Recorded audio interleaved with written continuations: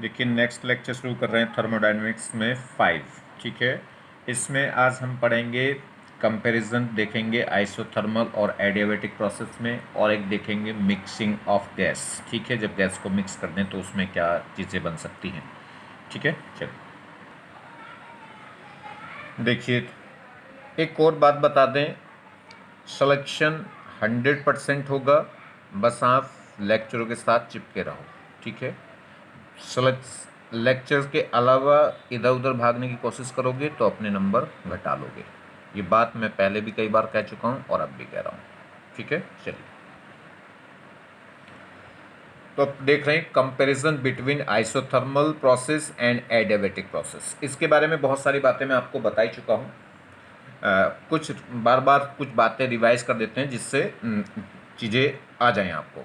देखिए जैसे पहला पॉइंट देखिए, slope of adiabatic process is gamma times of the slope of the isothermal process. ठीक है, तो ये बात मैं पहले भी बता चुका हूँ कि जो एडियाबैटिक्स का जो स्लोप है, एडियाबैटिक का जो स्लोप है वो गामा टाइम्स होता है किसके स्लोप के, आइसोथर्मल प्रोसेस के। ठीक है, तो एडियाबैटिक प्रोसेस में जो स्लोप होगा, कौन सा स्लोप, डीपी अपॉन डीबी, मतलब पीवी कर्व का स्लोप, वो एक इक्वल होगा किसके, गामा टाइम्स होता है किसके, स्लोप ऑफ आइसोथर्मल प्रोसेस। और गामा कैसे निकलता है, सीपी अपॉन सीबी से, या फिर कैसे निकलता है, गामा इज इक्वल टू होगा 1+2 अपॉन एफ इंटू आर। ठीक है, और एफ कहाँ होता है, डिग्री ऑफ फ्रीडम, और degree of freedom monoatomic gas के लिए कितनी होती है, 3, और डायटोमिक के लिए कितनी होती है, 2। चलिए, तो एडियाबैटिक की स्लोप हमेशा क्या होगी, ज्यादा होती है किससे, आइसोथर्मल से। ज्यादा क्यों, क्योंकि y की वैल्यू क्या है, ये गामा की जो वैल्यू है वो हमेशा 1 से बड़ी होती है। अभी मैंने आपको बताया गामा इज इक्वल टू क्या था, 1+2 अपॉन एफ, यानी कि 1 में समथिंग ऐड हो रहा है, तो इसका मतलब जो y है यानी कि जो गामा है, इस गामा की वैल्यू क्या होगी, 1 से बड़ी होगी, इसलिए एडियाबैटिक स्लोप हमेशा ज्यादा होता है किससे, आइसोथर्मल से। और कितने टाइम्स ग्रेटर होता है आइसोथर्मल के, गामा टाइम्स। चलिए दूसरा, ये कह रहा है आइडेंटिफिकेशन ऑफ द कर्व। ठीक है, ये हमें कोई पीवी ग्राफ है, इसमें दो कर्व दे रखे हैं, फर्स्ट और सेकेंड। तो कैसे आइडेंटिफाई करेंगे, तो कौन सा आइसोथर्मल है कौन सा आइसोबारिक है, तो मैंने आपको बता रखा था क्या है, जिसका स्लोप क्या होगा, ज्यादा। ठीक है, मैंने आपको बताया जिसका स्लोप ज्यादा वो एडियाबैटिक। तो देखिए ये यहां से ये कम गिरा है, वो ज्यादा वॉल्यूम गिरा है। इसमें प्रेशर देखिए, दोनों में अगर बात करें वॉल्यूम का चेंज, तो वॉल्यूम का चेंज तो क्या है, सेम, मगर इसमें प्रेशर ये यहां से क्या है, यहां से गिरने शुरू हुए दोनों, तो ये तो गिरा कम प्रेशर और वो ज्यादा प्रेशर में डाउन हो गया है। ठीक है, तो वो ज्यादा लेवल गिरा है, तो इसका स्लोप क्या होगा, ज्यादा, इसका स्लोप कम होगा। और जिसका स्लोप कम होगा वो क्या कहलाएगा, थर्मल, और जिसका स्लोप क्या होगा, ज्यादा, वो क्या कहलाएगा, एडियाबैटिक। क्लियर होगी बात। ये वैसे भी आप निकाल सकते हैं, स्लोप निकलता है perpendicular quantity upon base, base quantity तो दोनों की क्या है, सेम। तो जिसमें परपेंडिकुलर क्वांटिटी ज्यादा होगी उसका स्लोप ज्यादा होगा। इसमें परपेंडिकुलर क्वांटिटी तो देखो यहां से लेके यहां तक गिर रही है, और उसमें यहां से लेके यहां तक गिर रही है। तो प्रेशर का जो चेंज है वो सेकंड केस में ज्यादा है, और सेकंड केस में प्रेशर का चेंज ज्यादा है, तो उसका स्लोप भी क्या हो जाएगा, ज्यादा, क्योंकि जो हॉरिजॉन्टल जो वॉल्यूम में चेंज है वो दोनों में क्या है, कॉमन है। क्लियर। चलिए next, two gas have the same initial pressure, volume and temperature. क्या कह रहा है, दो गैसेस है, two gas have the same initial pressure, volume and temperature. दो गैस थी जिनका इनिशियल प्रेशर, वॉल्यूम और टेम्परेचर क्या है, सेम है। आगे देखिए, ठीक है जी, तो दो गैसें थी जिनका इनिशियली प्रेशर, टेम्परेचर और वॉल्यूम क्या था, same. They expand to the same final volume, और क्या है, वो सेम फाइनल वॉल्यूम तक क्या हुई, एक्सपेंड हुई दोनों। One adiabatically and another isothermally. Then, तो देखिए दो गैसें थी, initially pressure, volume, temperature same था। अब दोनों को क्या करा, फाइनल सेम वॉल्यूम तक क्या कर दिया गया, एक्सपेंड, यानी कि V2 भी दोनों का क्या है, सेम है। मगर दोनों को जो एक्सपेंड किया गया, एक को तो एडियाबैटिकली एक्सपेंड किया गया और एक गैस को थर्मल आइसोथर्मली क्या करा गया, एक्सपेंड। ठीक है, चलिए तो क्या क्वेश्चन पूछ रहा है, तो वर्क किस में ज्यादा होगा, तो वर्क डन किस एक्सपेंशन में ज्यादा होगा, एडियाबैटिक में क्या आइसोथर्मल में। दूसरा, फाइनल प्रेशर किसका ज्यादा होगा। ठीक है, फाइनल प्रेशर किसका ज्यादा होगा। तो देखिए बड़ा अच्छा क्वेश्चन है, क्या कह रहा है, वो कह रहा है हमारे पास दो गैसें थी, हमने क्या कर लिया, पीवी, देखिए वर्क डन पूछ रहा है तो वर्क डन किससे मिलेगा, पीवी कर्व से। तो मैं क्या कर लूँ, पी और वी कर्व बना लूँ इनका, ठीक है। अब ये क्या है, दोनों जब इनिशियल, दोनों गैसों का इनिशियली वॉल्यूम भी सेम था, प्रेशर भी सेम था और टेम्परेचर भी सेम था। तो दोनों गैसें यहाँ थी इस पॉइंट पे, प्रेशर कितना है P1 मान लो और वॉल्यूम कितना मान लो V1। अब क्या है, एक क्या हो गई, आइसोथर्मली एक्सपेंड हुई। एक्सपेंड होने का मतलब है वॉल्यूम बढ़ेगा, तो ग्राफ कहाँ जाएगा, राइट साइड, ना कि लेफ्ट साइड। तो इधर गया होगा ग्राफ, तो ये क्या हो गई, वॉल्यूम बढ़ गया। और वॉल्यूम बढ़ के फाइनल वॉल्यूम भी दोनों का क्या आया, सेम। तो इसका भी कितना आ गया V2 और उसका भी कितना आ गया V2, यानी कि दोनों इस सेम फाइनल वॉल्यूम पर रुक गई, ठीक है, एक्सपेंड हो गई। क्लियर। अब एक क्या है, आइसोथर्मली एक्सपेंड हुई है और एक एडियाबेटिकली। तो आइसोथर्मल का ग्राफ ऊपर होगा क्योंकि उसका स्लोप कम होगा, और एडियाबेटिक ग्राफ नीचे होगा क्योंकि उसका स्लोप क्या होगा, ज्यादा। अब हमें क्या निकालना, वर्क डन। वर्क डन क्या निकलता है, अंडर कर्व एरिया से निकलता है। पीबी कर्व का जो अंडर कर्व एरिया है, किस पे, वॉल्यूम बेस पे, वो क्या होता है, वॉल्यूम लाइन पे, वो क्या कहलाता है, वर्क डन। तो आइसोथर्मल ग्राफ ऊपर है तो इसका वर्क अंडर कर्व एरिया क्या होगा, ज्यादा होगा, और एडियाबेटिक ग्राफ नीचे है तो इसका अंडर कर्व एरिया कम होगा। तो किस केस में वर्क डन, जिसमें एरिया ज्यादा होगा उसका वर्क डन ज्यादा होगा। तो एरिया किस में ज्यादा आएगा, आइसोथर्मल में, क्योंकि वो ग्राफ ऊपर है, ठीक है। तो आइसोथर्मल के केस में वर्क डन ज्यादा होगा और एडियाबेटिक के केस में वर्क डन क्या होगा, कम। तो देखिए आज तो पहला सॉल्यूशन फर्स्ट पार्ट का, आइसोथर्मल का वर्क ज्यादा होगा क्योंकि एरिया अंडर द कर्व क्या है, ज्यादा है। तो आइसोथर्मल ग्राफ के अंडर जो एरिया कर्व है वो क्या है, ज्यादा, इसलिए वर्क डन क्या होगा, ज्यादा। तो किस केस में वर्क डन ज्यादा होगा, आइसोथर्मल एक्सपेंशन के केस में वर्क डन ज्यादा आएगा। चलिए दूसरा क्वेश्चन पूछ रहा है कि फाइनल प्रेशर किसका ज्यादा था। तो देखिए इनिशियल तो सेम प्रेशर से स्टार्ट हुए थे, इनको एक्सपेंड करा, फाइनल इसका आइसोथर्मल का प्रेशर तो यहाँ रुक गया P2 पे। और इसका एडियाबेटिक की बात करें तो उसका जो प्रेशर है, एडियाबेटिक का जो प्रेशर है वो कहाँ रुका है, इस P2 डैश पे, और P2 डैश छोटा है, P2 बड़ा है। देखिए ये ऊपर ही रुक गया है और ये ज़्यादा नीचे तक आ गया है, तो इसका प्रेशर किसका ज़्यादा होगा, प्रेशर भी किसका होगा, आइसोथर्मल का ही ज़्यादा होगा। तो वर्क डन भी आइसोथर्मल प्रोसेस में ज़्यादा हुआ एक्सपेंशन में, और प्रेशर भी क्या है, किसका ज़्यादा है, आइसोथर्मल का ही प्रेशर क्या होगा, फाइनली ज़्यादा होगा, ठीक है। अगर वो कॉम्प्रेशन की बात करने लगता है तो कॉम्प्रेशन में ये ग्राफ ऊपर हो जाता, वो नीचे हो जाता। तो अगर एक्सपेंशन के केस में आइसोथर्मल वर्क डन ज्यादा है किससे, एडियाबेटिक से, तो कॉम्प्रेशन के केस में उल्टा हो जाएगी कहानी, एडियाबेटिक में ज्यादा हो जाएगा, आइसोथर्मल में कम हो जाएगा, और प्रेशर भी उसमें ज्यादा हो जाएगा, किसमें, एडियाबेटिक में। चलिए अगर रिवर्स करेंगे तो बात को, तो ध्यान रखना, तो फाइनल प्रेशर आइसोथर्मल के लिए ज्यादा होगा। आगे बात समझ में, क्यों ज्यादा होगा, आइसोथर्मल के लिए वो ऊपर रुक गया है और जबकि एडियाबेटिक नीचे आ गया है। नेक्स्ट देखिए, two gas have the same initial pressure, volume and temperature. They compressed, अब क्या compressed करी गई हैं, पहले क्या करी गई थी, expand. They compressed to the same final volume. वो compress करी गई final same volume तक। One adiabatically, ये कह रहा है one adiabatically and other isothermally then.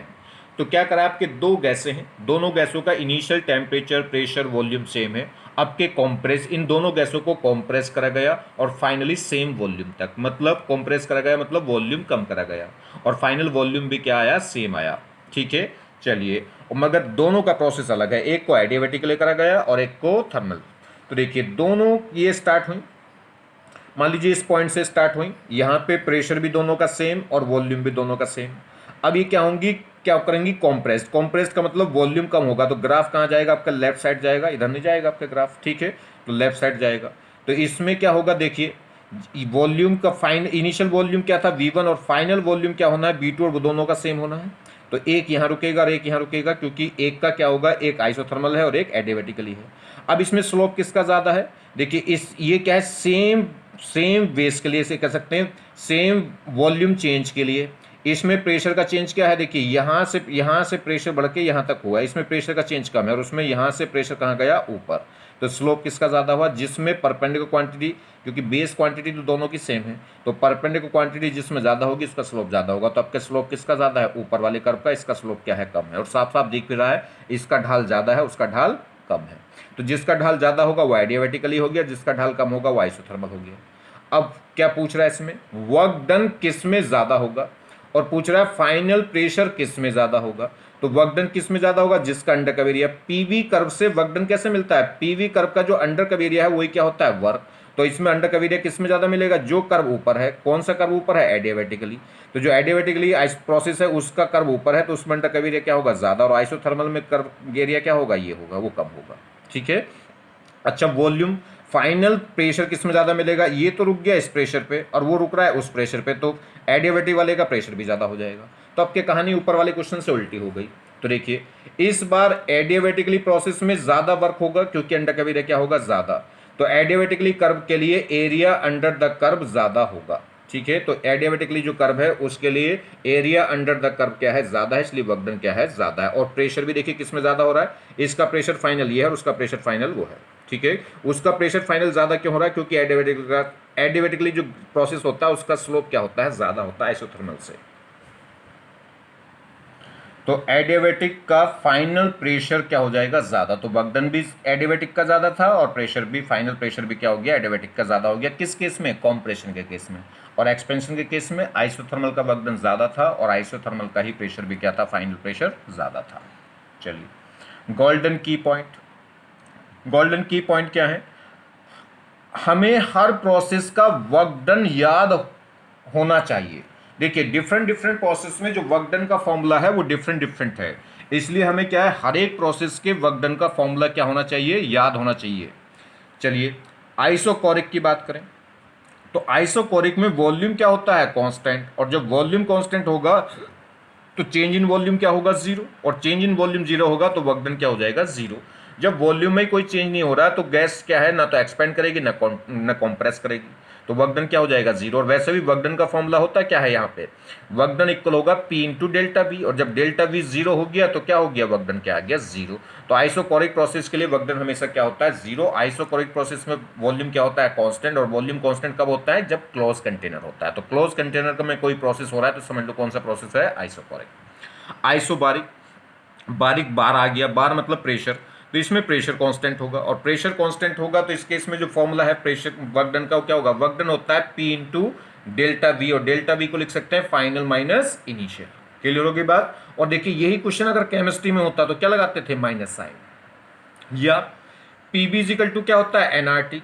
PB is equal to क्या होता है, एनआरटी। तो क्या होगा, हम प्रेशर तो कांस्टेंट है तो वॉल्यूम चेंज होगा तो साथ में टेम्परेचर भी चेंज होगा। तो पीबी इजिकल टू क्या होता है, एनआरटी। तो पी वी वन को क्या लिख सकता हूं, एन आर टी वन। ऐसे पी वी टू को क्या लिख सकता हूं, एन आर टी टू। तो यहां पे क्या होगा, N R T two minus N R T one. N R को कॉमन ले लेंगे तो T two minus T one हो गया। क्लियर। या तो P होगा तो into V two minus V one है, और एन आर होगा तो डेल्टा टी है। तो P इंटू डेल्टा बी, या कह लो n R into delta T. चलिए आइसोथर्मल, आइसोथर्मल में टेम्परेचर कांस्टेंट होता है तो इसके लिए फॉर्मूला क्या है, देखिए वर्क डन क्या आया था, 2.303 n R T log 10 base पे V two upon V one, मतलब final volume minus initial. Volume की जगह क्या दे सकता है, प्रेशर, क्योंकि टेम्परेचर कांस्टेंट है तो पीवी इजिकल टू क्या है, कांस्टेंट।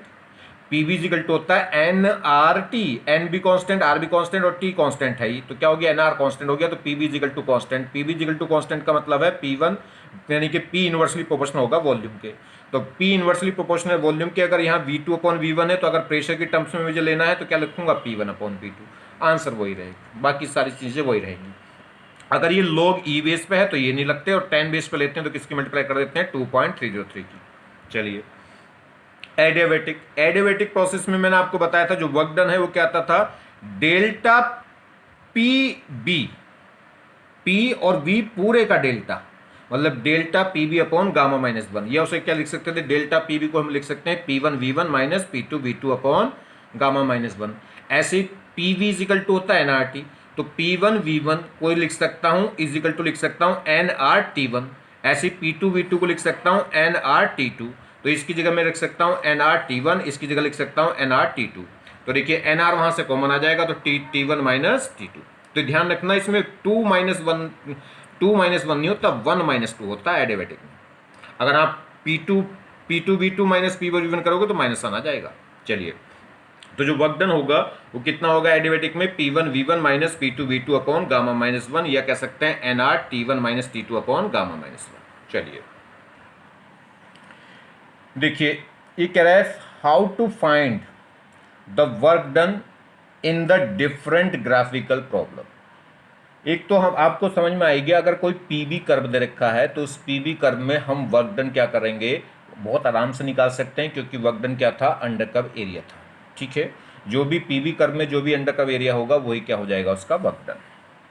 अगर हमें पी और वी के अलावा कोई दूसरा ग्राफ दे रखा हो तो कैसे वर्क डन करेंगे, जैसे क्वेश्चन समझिए, और ये बड़ा इंपॉर्टेंट क्वेश्चन है, इसे ध्यान से समझें, ये बहुत ज़्यादा एग्जामों में आया है और आता रहता है, ठीक है, तो इसे जरा ढंग से सीख लें आप इसे। एन आइडियल, ये कह रहा है an ideal monoatomic gas is taken through the cyclic process as shown in as shown, then calculate the work done, ठीक है। एक आइडियल गैस है, कैसी, मोनोएटॉमिक, और वो क्या कर रही है, एक साइक्लिक प्रोसेस को फॉलो कर रही है, किसमें, इस ग्राफ के अकॉर्डिंग, तो कैलकुलेट करना है वर्क डन। अब ध्यान दें यहाँ पे जो ग्राफ है वो क्या है, टी और वी का है, पी और बी का नहीं। अगर पी और बी का होता तो साइक्लिक का जो अंडर कर्व एरिया होता है, इस साइकिल का जो अंडर कर्व एरिया, साइकिल का जो एरिया होता है वही क्या हो जाता, वर्क डन हो जाता।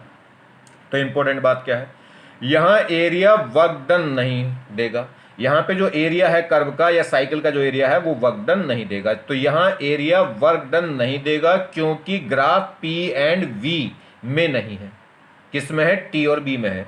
किसी भी कर्व का अंडर कर्व एरिया जो एरिया है वो वर्क कब देता है, जब पी और वी हो, क्योंकि एरिया निकलता है perpendicular quantity into base quantity, तो पी इंटू वी, और पी इंटू वी किसको इंडिकेट करता है, वर्क डन को, इसलिए वो वर्क डन आ जाता था, मगर यहाँ पे टी इंटू वी क्या है, वर्क डन नहीं होता।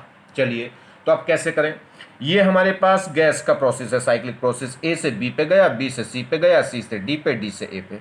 जब वो ए पॉइंट पे था तो उस समय टेम्परेचर था टी नोट और वॉल्यूम था वी नोट।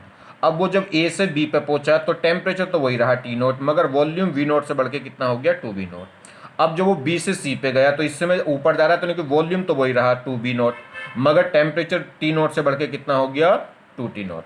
अब वो सी से जब डी पे आया तो टेम्परेचर तो वही रहा टी टू नोट, मगर वॉल्यूम टू बी से घट के कितना हो गया, वी नोट हो गया।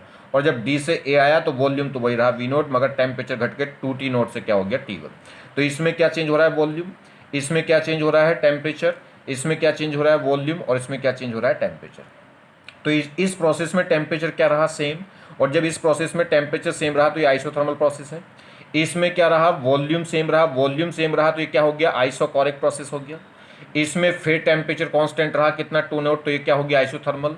और इसमें फिर क्या रहा, टेम्परेचर तो चेंज हो रहा है मगर वॉल्यूम कांस्टेंट रहा, तो ये फिर क्या हो गया, आइसोकोरिक प्रोसेस। तो देखिए बी और सी में वॉल्यूम सेम रहा तो ये क्या हो गया, आइसोकोरिक प्रोसेस, और आइसोकोरिक प्रोसेस में वर्क डन क्या होगा, जीरो, तो बी और सी स्टेप में वर्क डन क्या होगा, जीरो। सेम कहानी डी और ए में, इसमें भी वॉल्यूम क्या रह रहा है, कांस्टेंट, और वॉल्यूम कांस्टेंट रह रहा है तो वर्क डन क्या रहेगा, जीरो। तो इस ये भी क्या होगी, आइसोकोरिक प्रोसेस, इसमें वर्क डन क्या होगा, जीरो, क्योंकि वॉल्यूम में चेंज क्या है, जीरो। तो इसमें वर्क डन बी सी में जीरो और डी ए में जीरो। ये ए भी है आइसोथर्मल और ये भी आइसोथर्मल, तो आइसोथर्मल के लिए हम लगा लेंगे। इसमें इस आइसोथर्मल में क्या हो रहा है, वॉल्यूम चेंज हो रहा है, वी नोट से क्या हो रहा है, वी नोट से क्या हो रहा है, टू वी नोट, मगर किस टेम्परेचर पे, टी नोट पे।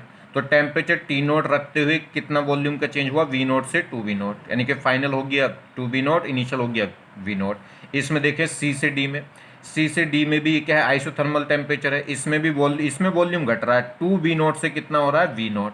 तो इनिशियल हो गया टू बी नोट और फाइनल हो गया वी नोट, मगर किस टेम्परेचर पे, ये टू टी नोट पे, ठीक है। तो ये टी नोट पे था और ये आइसोथर्मल टी नोट पे था, और ये किस पे है, टू टी नोट पे, और इसमें वॉल्यूम वी नोट से टू वी नोट हुआ था, उसमें V naught two V naught से वी नोट हो रहा है। क्लियर हो रही बात।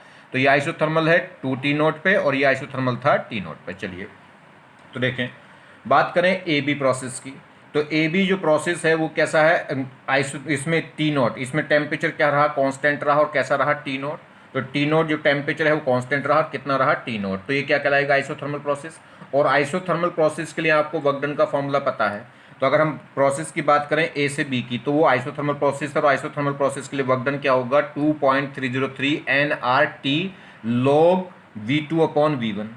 अब टी है कितना, इस ए से बी में कांस्टेंट टेम्परेचर कितना रहा है, टी नोट, और V2 कितना है, टू वी नोट हो गया, और V1 कितना था, वी नोट। तो वॉल्यूम वी नोट से बढ़ के कितना हो गया था, टू वी नोट हो गया था, किस टेम्परेचर पे, टी नोट टेम्परेचर पे, ठीक है। तो ये तो वर्क डन हो गया, किसका सोल्व करिए, से वी नोट से वी नोट जाएगा तो कितना बचेगा, लॉग 2। तो यहाँ से वर्क डन ए से बी प्रोसेस में आ गया 2.303 nRT नॉट लॉग 2। क्लियर। चलिए अब बात करें वर्क डन बी से सी में, तो बी से सी में वर्क डन क्या है, volume V note, volume constant है, वी से सी में क्या है, वॉल्यूम कांस्टेंट है, कितना वॉल्यूम है यहाँ, टू वी नॉट, ठीक है। तो जो वॉल्यूम है वो कांस्टेंट है और कितना है, टू वी नॉट। यानी कि ऐसे कहो कि वॉल्यूम कांस्टेंट है और वो कितना है 2v0 है। क्लियर। चलिए जब कांस्टेंट वॉल्यूम है तो वर्क डन क्या रहेगा 0, क्योंकि आइसोकोरिक प्रोसेस हो गया। ऐसी सेम बात करें डी से ए में, तो डी से ए में भी क्या है वॉल्यूम कांस्टेंट है, वो कितना है v0 है। v0 हो 2v0 हो उससे मतलब नहीं, कांस्टेंट है तो वो वॉल्यूम कांस्टेंट का मतलब चेंज इन वॉल्यूम क्या हो गया 0, तो आइसोकोरिक प्रोसेस हो गया, तो वर्क डन क्या हो जाएगा डी से ए में भी क्या हो जाएगा 0। बचा कौन सा सी से डी, तो सी से डी में क्या है ये भी आइसोथर्मल प्रोसेस है, क्योंकि इसमें टेम्परेचर कांस्टेंट है। कितना जो कांस्टेंट टेम्परेचर है, अगर हम इसमें बात करें टेम्परेचर इसमें क्या है कांस्टेंट है, और वो कितना कांस्टेंट है 2T0। ठीक है, ये वैल्यू कांस्टेंट है, तो लगाइए आइसोथर्मल प्रोसेस के लिए। तो सी से डी में जो वर्क डन है वो क्या होगा 2.303 nRT, और टी है कितना 2T0 इनटू log V2/V1। अब इसमें इनिशियल क्या था 2V0 से घट के वॉल्यूम कितना हो रहा है V0 हो रहा है, तो फाइनल वॉल्यूम तो कितना हो गया V0 और इनिशियल कितना था 2V0। ठीक है, तो V0 से V0 कट हुआ, तो ये कितना आ गया log 1/2। ठीक, log 1/2 आ गया, मगर हम क्या करें देखिए इसको यहाँ से देखिए ये क्या आएगा log 1/2 आएगा, तो इसको हम क्या करेंगे ये 1/2 आएगा, अगर हम इसको क्या करेंगे अपर ले जाएंगे ऊपर। ठीक है, ऊपर ले जाएंगे तो क्या हो जाएगा माइनस का आ जाएगा यहाँ। चलिए ये माइनस लगा दिया। ठीक है, तो ये यहाँ से वैल्यू कितनी आएगी log 1/2, और 2 को ऊपर ले जाएंगे तो यहाँ क्या आ जाएगा माइनस आ जाएगा। क्लियर, क्योंकि जब 2 को ऊपर ले जाएंगे तो 2 की पावर -1 और -1 को यहाँ उतार लाएंगे तो क्या हो जाएगा -1। तो कितना वर्क डन आ गया सी सी डी में माइनस का आ गया 2.303 nRT। टी कितना है 2T0 और इंटू log 2। चलिए अब हम क्या करें टोटल वर्क डन, तो टोटल वर्क डन पूरे साइक्लिक प्रोसेस में कैसा आएगा वर्क डन ए से बी का प्लस वर्क डन बी से सी का प्लस वर्क डन सी से डी का और प्लस वर्क डन डी से ए का। हो गई पूरी साइकिल। ये इसमें 0 था, इसमें 0 था, इसमें कितना था प्लस का था 2.303 nRT0 log 2, ये 2 नहीं था, और इसमें क्या है इसमें माइनस का है और कितना है 2 टाइम्स है, तो एक देखिए उसमें तो प्लस का था और कितना था 1 टाइम्स, इसमें माइनस का और कितना है 2 टाइम्स, तो जब प्लस का 1 टाइम्स माइनस के 2 टाइम्स ऐड होगा तो क्या बचेगा माइनस का बच जाएगा 1 टाइम्स, तो -2.303 nRT0 रह जाएगा log 2। क्लियर, नेक्स्ट यही आंसर हो जाएगा। अब देखते हैं मिक्सिंग ऑफ गैसेस, अगर हम क्या करें दो गैसेस को आपस में मिक्स कर दें। चलिए जैसे हमारे पास एक गैस ये थी जिसका मोलर मास कितना था m1, जिसका स्पेसिफिक कांस्टेंट जिसकी इस मोलर स्पेसिफिक हीट क्या थी, molar specific heat constant pressure पे कितनी थी P1, यानी कि ये CV1, और ऐसी डिग्री ऑफ फ्रीडम थी F1। ये सेकंड गैस है, इसका मोलर मास हो गया m2, और ये Cp2 और ये CV2 और ये F2। इन दोनों को क्या कर दिया मिक्स करके एक नया कंटेनर बना दिया, इनको मिक्स कर दिया। मान लीजिए इसके मोल्स कितने थे N1, इसके मोल कितने थे N2, तो दोनों को मिक्स करेंगे तो टोटल मोल कितने हो जाएंगे N1 + N2। अब मिक्स होके जो फाइनल मिक्सचर बनेगा उस मिक्सचर का जो Cp होगा, तो Cp मिक्सचर क्या है ये पूछ रहा है कि जो मिक्सचर बनेगा उसका Cp मिक्सचर क्या होगा, Cv मिक्सचर क्या होगा, और मोलर मास क्या होगा इस मिक्सचर का। तो देखिए नंबर ऑफ मोल्स अगर हम बात करें तो नंबर ऑफ मोल्स निकलते किससे हैं, नंबर ऑफ मोल्स गिवन नहीं कर रखे, बस ये अमाउंट दे रखा है, तो नंबर ऑफ मोल्स कैसे निकलते हैं। देखिए नंबर ऑफ मोल्स का जनरल नंबर ऑफ मोल्स के वैसे तो बहुत सारे फॉर्मूले हैं, मगर जनरली क्या करते हैं मास अपॉन मोलिकुलर मास, ये तो लगाते हैं। नंबर ऑफ मोल्स किससे आएंगे वेट अपॉन मोलिकुलर वेट, यानी कि मास अपॉन मोलर मास। ठीक, मास यानी कि जो अमाउंट हमें दे रखा है, और मोलर मास मतलब एक मोल का जो मास होता है। चलिए तो यहाँ से अगर हम बात करें पहली गैस के लिए, तो अगर N1 निकालूं पहली गैस के नंबर ऑफ मोल्स निकालूं, यानी कि अमाउंट, क्योंकि गैस को हम किस में लेके चलते हैं मोल्स की फॉर्म में, गैस का जो अमाउंट लेंगे मोल्स की फॉर्म में, तो अगर पहली गैस के लिए N1 निकालूं नंबर ऑफ मोल्स तो क्या होंगे मास अपॉन मोलर मास। ठीक है, तो यहाँ से जो मास आ गया गैस का, तो मास अगर मैं मास निकालूंगा तो क्या आएगा number of moles into molar mass, तो मास आ गया मोल्स इंटू मोलर मास। तो ठीक है, अब बात करें दूसरी गैस के लिए, तो सेम दूसरी गैस का मास निकालेंगे तो क्या होंगे मोल्स इंटू मोलर मास। ठीक है, ये होता है एक मोल का मास, और n मोल में कितने मास हैं इंटू मल्टीप्लाई कर देंगे, ये हो गया एक मोल का मास, और n उसके अगर n मोल है तो टोटल मास कितना हो जाएगा n1 इंटू m1, ऐसे वहाँ टोटल मास हो जाएगा n2 m2। चलिए मिक्सचर का टोटल मास देख लें, तो पहली गैस का मास और सेकंड गैस का मास, दोनों गैस का मास को क्या कर देंगे ऐड कर देंगे, तो किसका मास हो गया मिक्सचर का मास हो गया। अब देखिए हमें निकालना क्या है, हमें निकालना एक तो Cp मिक्सचर, एक Cv मिक्सचर। और एक मोलर मास ऑफ मिक्सचर का। तो मोलर मास निकालना मिक्सचर का, मतलब मिक्सचर के एक मोल का मास। तो देखिए अगर मैं बात करूं फॉर्मूला क्या होता है, मोल्स होते हैं total mass upon molecular mass. ठीक, टोटल अगर मैं ये फॉर्मूला मिक्सचर के लिए लगाऊं तो ये मोल्स किसके हो जाएंगे, मिक्सचर के मोल। ये टोटल मास किसका हो जाएगा, मिक्सचर का, और ये मोलिकुलर मास किसका हो जाएगा, मिक्सचर का। और टोटल मास कैसा आएगा, एम, यानी कि फर्स्ट गैस का मास और सेकंड गैस का मास किसका होगा, N1 प्लस N2 ठीक। और अपॉन ये क्या होगा, मोलिकुलर मास किसका, मिक्सचर का, मिक्सचर कह लो या इक्विवेलेंट कह लो। ठीक, चलिए, और वो इजिकल टू क्या होंगे, टोटल मोल्स ही तो है, टोटल मोल्स कितने होंगे, N1 प्लस N2। तो यहाँ मोल्स की जगह तो क्या रख दिया, N1 plus N2। Total mass की जगह क्या रख दिया, N1 M1 plus N2 M2, ठीक है। और अपॉन मिक्सचर का मोलिकुलर मास की जगह क्या रख दिया, मोलर मास ऑफ इक्विवेलेंट। अब मुझे ये निकालना है, तो इसको ये निकालना है तो इसको उधर ले जाइए, इनको कहाँ ले आओ, नीचे बस। तो क्या होगा, जो इक्विवेलेंट मास होगा, तो जो इक्विवेलेंट मास होगा किसका, इक्विवेलेंट मोलर मास किसका जी, मिक्सचर का कह लो, ठीक है। तो वो क्या होगा, total mass of mixture divided by total moles. वैसे भी बेसिक है, यूनिट वाइज देख लो। तो यहाँ मोल्स इंटू मोलर मास है, मोल्स इंटू मोलर मास है, तो मोल से डिवाइड कर दोगे तो क्या बचेगी, मोलर की यूनिट बच जाएगी। तो क्या होगा, N1 M1 plus N2 M2 divided by क्या हो जाएगा, N1 प्लस M2। तो क्या आ जाएगा, इक्विवेलेंट मास आ जाएगा, एवरेज मास जो मिक्सचर का मास है। चलिए, हो गई बात, कहाँ से आएगा। चलिए अब बात करेंगे Cp और Cv निकालना है। तो उसके लिए पहले जरा बात करें इंटरनल एनर्जी। इंटरनल एनर्जी होती क्या है, F/2 nRT, यह होती है NCVT। ये दो ही तो फॉर्मूले हैं। चलिए, अब मिक्सचर की अगर मुझे निकालनी, तो फर्स्ट गैस की internal energy plus second gas की एनर्जी प्लस थर्ड की, जितनी भी हैं। तो देखिए, तो अगर मान लीजिए फॉर एग्जांपल मेरे पास क्या है, तीन गैसें हैं। तो तीन गैसें हैं तो उसमें क्या होगा कि U1 plus U2 plus U3। तो क्या होगा N1। तो मिक्सचर का अगर हम बात करें तो कौन सा फॉर्मूला लेके चल रहे हैं, ये वाला फॉर्मूला लेके चल रहे हैं, NCVT वाला, क्योंकि मुझे Cv निकालनी है। ठीक, तो N1, तो U मिक्सचर की जगह क्या लिखूंगा, NV इंटू टी। तो N क्या होंगे, मिक्सचर का मोल, टोटल मोल क्या होंगे, N क्या होते हैं, टोटल नंबर ऑफ मोल। तो मिक्सचर के मोल कितने होंगे, N1 plus N2 plus N3। N2 क्या हो गया, Cb किसका, मिक्सचर का, इंटू क्या है, T, is equal to U1 क्या होगा, N1C1T प्लस U2 क्या होगा, N2CB2 into T plus U3 क्या होगा, N3CB3 इंटू टी। टी सबका सेम क्यों है, क्योंकि मिक्सचर एक ही तो मिक्सचर है, ओवरऑल टेम्परेचर तो सब पूरा एक होगा। चलिए, तो यहाँ से T कॉमन है, सब जगह गया। बस मुझे क्या बताना, Cv मिक्सचर बनाना था। तो ये क्या हो जाएगा, N1 प्लस N2, ये डिवाइड हो जाएगा इसके। तो क्या हो गया, N1C1 plus N2CV2 plus N3CV3 upon क्या हो जाएगा, N1 plus N2 plus N3। ठीक है, तो नॉर्मल बिल्कुल जैसे मास निकल रहा है वैसे क्या निकल रहा है, Cv मिक्सचर निकल रहा है। अब मिक्सचर ऑफ Cp निकालना है। अब दो तरीके हैं, आपको पता है कि Cp minus Cv equal to क्या होता है, R, या कह लो Cp इजिकल टू हो जाएगा Cb प्लस R। तो Cb अगर मुझे मिक्सचर का निकालना है, तो अगर इसे मिक्सचर का निकालना है तो इसे भी किसका रख लोगे, मिक्सचर का।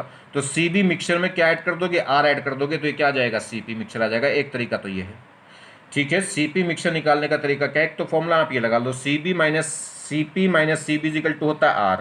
मुझे तो Cp किसके इक्वल होगा, Cp इक्वल होगा Cb, ये इधर पहुंच जाएगा, तो Cb प्लस R। अगर ये मिक्सचर का निकालना है तो Cb भी किसकी वैल्यू रखेंगे, मिक्सचर की, प्लस R। तो जो Cb मिक्सचर आया उसमें R ऐड कर दूंगा तो क्या आ जाएगा, Cp मिक्सचर आ जाएगा। एक तो तरीका ये है मेयर रिलेशन लगा के, ठीक। तो Cb इजिकल टू आ जाएगा ये, या Cp आ जाएगा ये। या एक और तरीका है, एक तरीका क्या है जी, आप ऐसे कर निकाल सकते हैं कि Cp मिक्सचर बिल्कुल उसी तरह से, जहां अगर मैं Cv मिक्सचर निकाल रहा था तो क्या रख रहा था, Cb, Cb2, Cb3। अगर मैं Cp मिक्सचर निकाल रहा हूं तो N1Cp1 plus N2Cp2 plus up to date, और अपॉन में N1 plus N2 plus N3, ठीक। यह कैसे निकाल सकते हैं, Cp होती क्या है, Cp होती है 1 प्लस Fy2 इंटू आर। इससे भी निकाल सकते हैं, जैसे Cb क्या होती है, Fy2r होती है, ऐसे Cp क्या होती है, 1 प्लस Fy2r, ठीक है। चलिए, कहीं से भी निकाल सकते हैं, जैसे भी आपको सिचुएशन देखेंगे। गोल्डन की पॉइंट्स रिगार्डिंग मिक्सिंग प्रॉब्लम। तो मिक्सिंग प्रॉब्लम के लिए कुछ मेन बातें, तो इक्विवेलेंट मोलर मास। अब भूल जाओ सब कुछ कैसे क्या करा था, भूलना नहीं है, थोड़ा सा फिर भी डेरिवेशन दिमाग में रखना चाहिए कि चीज़ें आई कहाँ से थी, ठीक है। डेरिवेशन थोड़ा सा दिमाग में रखना चाहिए, ये ज़रूरी होता है, क्योंकि कहीं कहीं पे कुछ चीज़ ऐसी हो जाती है कि बीच की कुछ चीज़ पूछ ले, तो इसलिए डेरिवेशन दिमाग में होना चाहिए। हाँ, मेन बात तो यही है कि जो फाइनल पॉइंट होगा ये तो याद होना ही चाहिए। तो इक्विवेलेंट मोलर मास कैसे आया है, तो इक्विवेलेंट मोलर मास मतलब एक तरीके से एवरेज मास ही है। क्या है, N1 प्लस N2 अपॉन क्या हो जाएगा, N1 प्लस N2। अगर 3 गैस होंगी तो 3 बार आ जाएंगे, 5 होंगी तो 5 आ जाएंगे। आ रही बात समझ में नहीं? चलिए नेक्स्ट, ऐसी सीपी मिक्सचर निकालना है तो होगा N1 CP1 plus N2 CP2 plus N3 CP3 divided by N1 plus N2 plus N3 plus N4 जितने भी होंगे। चलिए CV मिक्सचर निकालना तो वही N1 CV1 plus N2 CV2 upon में क्या हो जाएगा, N1 प्लस N2। अगर 2 गैसें हैं, 3 है तो 3 बार यूज़ कर लेंगे। बात करें ये जो गामा है, ये गामा मिक्सचर ये कैसे निकलेगा, क्या ये ऐसे निकल जाएगा N1 gamma 1 plus N2 gamma 2 upon N1 plus N2? तो ये इस ढंग से नहीं निकलेगा, ये गलती मत कर देना। ये कैसे निकलेगा, क्योंकि गामा जो होता है, गामा होता है CP अपॉन CB। तो गामा मिक्सचर मुझे निकालना है तो गामा इक्वल होता है CP अपॉन CB। अगर मुझे गामा मिक्सचर का निकालना है तो CP भी मिक्सचर वाला रखो और CB भी मिक्सचर वाला रखो। क्लियर होगी बात? नहीं, और सॉल्व कर देंगे इसे। ठीक, अगर ये डायरेक्ट नहीं दे रखे तो N1 CP1 plus N2 CP2 upon में आता था N1 प्लस N2, इसमें आएगा N1 CV1 plus N2 CV2 upon में आएगा N1 प्लस N2। इसका N1 प्लस N2, इसका N1 प्लस N2 कैंसिल हो जाएगा, तो बस ये फॉर्म बचेगी। चलिए, इक्विवेलेंट डिग्री ऑफ फ्रीडम, अगर इक्विवेलेंट डिग्री ऑफ फ्रीडम निकालना है पूरे मिक्सचर का डिग्री ऑफ फ्रीडम, तो जैसे सीबी क्या होता है, F/R/2 या कह सकते हैं F/2 इंटू आर। और सीपी क्या होता है, सीपी होता है F1 plus F/2 into are होता है। चलिए खैर, तो सीबी ये होता है F/R/2। मुझे निकालना है डिग्री ऑफ फ्रीडम, निकालना है इक्विवेलेंट का। तो जैसे अगर हम बात करें तो बस क्या करेंगे, यहाँ पे अगर हम ये क्या रखेंगे, इक्विवेलेंट वाली वैल्यू रख देंगे। सीबी कौन सी रख देंगे, मिक्सचर वाली। तो ये एफ जो आर है, जो एफ है वो कौन सा आ जाएगा, मिक्सचर वाला आ जाएगा। तो CB mixture is equal to क्या हो जाएगा, एफ इक्विवेलेंट इंटू R/2। तो यहाँ से जो एफ इक्विवेलेंट है वो कैसे निकल जाएगा, आ गई बात समझ में? ऐसे ही अगर मुझे क्या निकालना है, जैसे तो सीबी क्या होती है, सीबी तो इक्वल होती है F/R/2। ठीक, सीबी होती है F/R/2। सीपी क्या होती है, 1 प्लस F/2R। और गामा होता है CP upon CB। Monoatomic gas के लिए F की वैल्यू कितनी होती है, 3। डायटोमिक गैस के लिए F की वैल्यू कितनी होती है, 5। तो गामा अगर मैं देखूं तो गामा मोनोएटॉमिक के लिए कितना आता है, 5/3। याद मत करो उसे, मैंने आपको तरीका बता रखा गामा का। गामा या तो निकलेगा CP अपॉन CB से, या एक और फॉर्मूला है गामा का। क्या फॉर्मूला था, 1 प्लस 2 अपॉन F इंटू क्या होता था, बस 1 प्लस 2 अपॉन F। क्लियर, ये एक फॉर्मूला होता था इसका। चलिए, और डायटोमिक के लिए 7/5 हो जाता है। तो इनको याद करना चाहो तो याद कर लो, मगर इसे याद करने की जरूरत नहीं, भूलोगे तो फटाक से इससे निकाल सकते हो। ये मेन बात है, कहाँ से आ रहा है इसको याद रखना जरूरी है। तो बात समझे, इक्विवेलेंट मास कैसे निकला था, बिल्कुल मीन वाले फॉर्मूले से। सीपी मिक्सचर कैसे निकल रहा था, बिल्कुल मीन वाले फॉर्मूले से। सीबी मिक्सचर भी कैसे निकल था, मीन वाले फॉर्मूले से। मगर गामा मिक्सचर मीन वाले फॉर्मूले से नहीं निकल रहा, वो किससे निकल रहा है, CP अपॉन CB से निकालिए, या फिर दूसरा तरीका है किससे, वो F से निकाल सकते हैं, 1 प्लस 2 अपॉन F। अगर F इक्विवेलेंट वाला रखोगे तो गामा भी इक्विवेलेंट वाला आ जाएगा।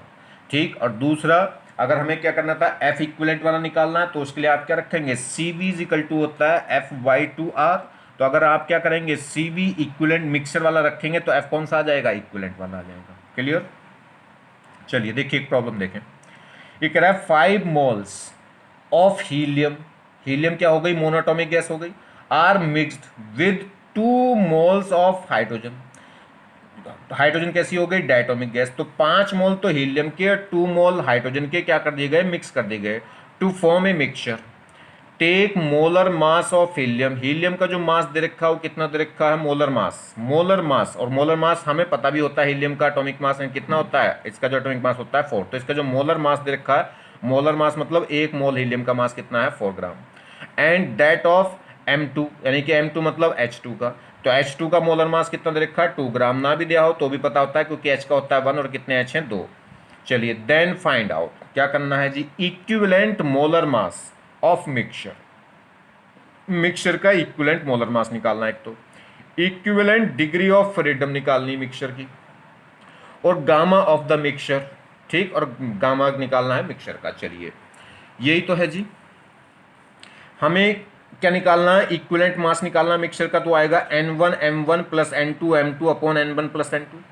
अब ये कैसे निकले जी, M1 तो मुझे दे रखा हीलियम गैस का कितना 4, M2 भी दे रखा हाइड्रोजन गैस का कितना 2, मगर मोल तो नहीं पता। तो मोल कैसे निकालोगे, मोल भी पता है कितने, M1 कितना, देखिए हीलियम का मोल कितना दे रखा 5, तो N2 का मोल कितना दे रखा 2। तो ये बातें एक तरफ लिख लिया करो, हीलियम और हाइड्रोजन। हीलियम का मुझे क्या क्या दे रखा है, हीलियम के मोल दे रखे हैं मुझे कितने 5, मोलर मास दे रखा 4 ग्राम, ठीक है। और इसकी डिग्री ऑफ फ्रीडम मुझे पता कितनी होती है 3, मोनोटॉमिक है। हाइड्रोजन है, हाइड्रोजन का मोल दे रखे हैं 2, मोलर मास दे रखा है 2 ग्राम, और इसकी डिग्री ऑफ फ्रीडम कितनी होती है 5। चलिए अगर बात करें इसके लिए Cp की, तो इसका Cp कितना आएगा, इसे फर्स्ट गैस कह रहा हूँ, इसे सेकंड गैस कह रहा हूँ, तो Cp1, Cp आता किससे 1 plus FY2 into are. F होता कितना है मोनोटॉमिक के लिए 3, तो ये हो गया 3/2 प्लस 1 कितना हो गया 5/2 इंटू आर। Cv क्या होगा FY2 इंटू आर, और F कितना होता है मोनोटॉमिक के लिए 3, तो Cp1 कितना हो गया 3r/2 और Cp1 कितना हो गया 5r/2। चलिए इसके लिए Cp का फॉर्मूला तो सेम ही होगा 1 प्लस FY2 इंटू आर, मगर ये डायटोमिक गैस है तो F की वैल्यू होगी 5, तो 5/2 और प्लस 1 कितना हो जाएगा 7/2r। ऐसे ही अगर Cb2 देखें यानी कि सेकंड गैस के लिए Cb की वैल्यू देखें तो वो कितनी होती है, वो होती है F/2 इंटू आर, तो F कितना है डायटोमिक के लिए 5, तो 5/2 इंटू आर। चलिए ये सारी वैल्यू हमने एक तरफ कैलकुलेट करके रख ली, कुछ इसमें गिवन थी, कुछ हमने कैलकुलेट कर ली। अब लगाते चले आइए, मुझे इक्विवेलेंट मास चाहिए, तो N1 M1 plus N2 M2 upon M1 plus N2। M1 कितना है 5, M1 कितना है 4, N2 कितना है 2, और M2 भी कितना है 2, और डिवाइडेड बाई N1 था 5 और N2 था 2। सॉल्व हो जाएगा यहाँ से, ये आ गया 20, ये आ गया 4, ये हो गया 24/7 ग्राम।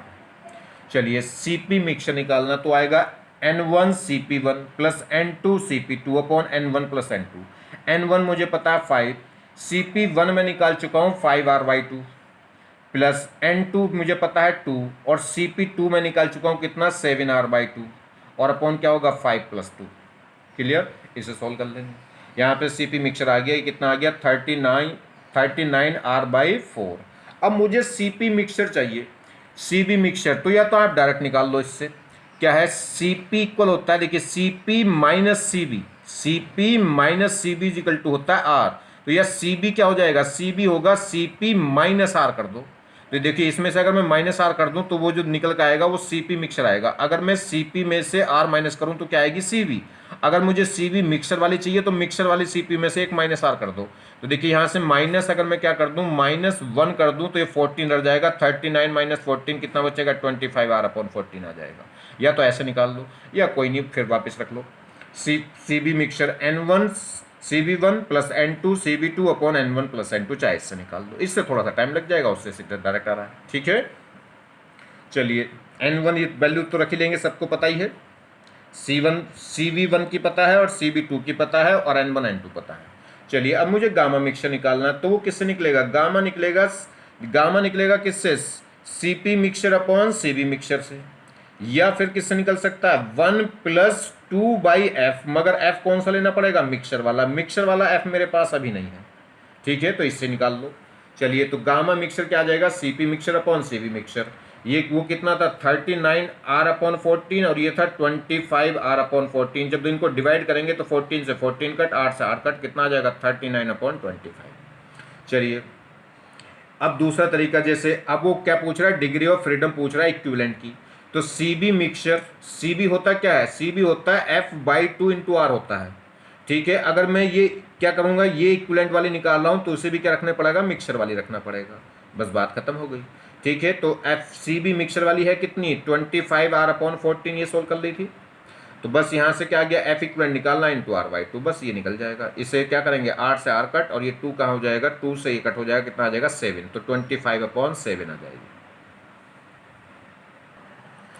तो देखिए बहुत अच्छा लेक्चर था, मुझे तो बहुत मज़ा आया पढ़ाने में, पता नहीं आपको मज़ा आया पढ़ने में कि नहीं, ठीक है। एक बात फिर मैं बोलना शुरू कर रहा हूँ, ठीक है, लेक्चर देखते रहोगे, लेक्चर से इधर उधर नहीं भागोगे, ज़्यादा इधर उधर से नहीं पढ़ोगे तो 100% टॉप 100 में रैंक आएगी, 100% टॉप 100 में रैंक आएगी, अगर आप क्या करें कंटिन्यू लेक्चर को देखते रहें और इधर उधर ना भागें।